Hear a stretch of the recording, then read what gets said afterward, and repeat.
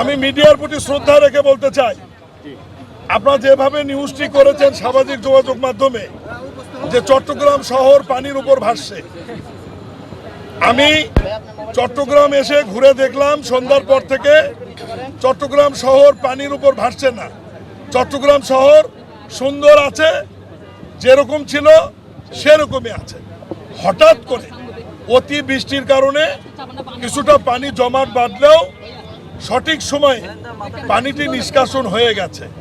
আর এই জায়গাটি প্রবর্তনা না কি বলে প্রবর্তনার এখানে প্রবর্তকের মোড়ের এখানে 60 কিলোমিটার আয়তনের একটি সিটি কর্পোরেশন।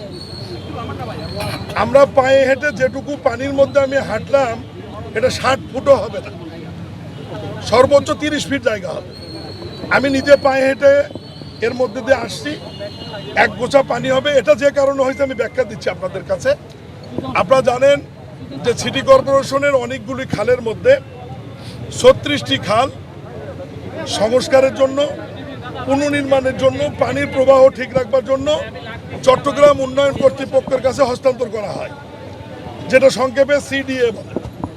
চট্টগ্রাম উন্নয়ন কর্তৃপক্ষের ইঞ্জিনিয়ারিং ম্যান পাওয়ারের ঘাটতি থাকার কারণে তারা 2016 সালে যে প্রকল্পটি নেয় 19 সাল মেয়াদি, তারা সেনাবাহিনীর ইঞ্জিনিয়ারিং কোরের মাধ্যমে এই কাজটি বাস্তবায়ন শুরু করে। ঠিক এই খালটিরও এইরকম মাঝখান দিয়ে একটি ব্যারিকেড তৈরি করা হয়েছিল এবং ইঞ্জিনিয়ারিং কোর সেনাবাহিনী মনে করেছিল যে 15ই মের মধ্যে তারা কাজটি সম্পূর্ণ করে রিটার্নিং ওয়ালটি তারা উইথড্র করে নিয়ে খালটি সচল করবে। কিন্তু হঠাৎ এই সময়ের মধ্যে মহান আল্লাহর সৃষ্টি, বর্ষাকালের আগে অতিবৃষ্টি হয়ে যাবে এটা না আমরা জানতাম, না ইঞ্জিনিয়ারিং কোরের লোকজন জানতো।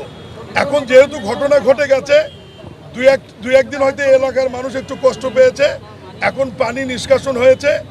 ইঞ্জিনিয়ারিং কোরের ব্রিগেডিয়ার শামসও তাদের সাথে আমাদের কথা হয়েছে, আগামী 5 দিনের মধ্যে তারা রিটার্নিং ওয়াল যেটি দেওয়া আছে স্টিল স্ট্রাকচারে, এগুলো তারা উইথড্র করে খালটি সচল করে দেবে। বর্ষা মৌসুম পার হওয়ার পরে, শুষ্ক মৌসুম শুরু হওয়ার আগে তারা আবার তাদের পুরোনো প্রক্রিয়ায় ফিরে গিয়ে খালটির সংস্কার বা পুনর্নির্মাণের যে কাজটি তারা করবে। এই খাল নির্মাণের কারণে একটু জলাবদ্ধতা হয়েছিল, এখন নিষ্কাশন হয়েছে। আমি নিজে পানির মধ্যে দিয়ে হেঁটে এসেছি, যেটুকু পানি আছে আজকে এবং আগামীকাল সকালের মধ্যে এটাও নিষ্কাশন হয়ে যাবে। এবং ড্রেনটি যেটি ব্যারিকেড তৈরি হয়ে আছে, ইঞ্জিনিয়ারিং কোরের লোকজন এবং চট্টগ্রাম উন্নয়ন কর্তৃপক্ষ আগামী 5 দিনের মধ্যে এটি অপসারণ করে নিয়ে যাবে।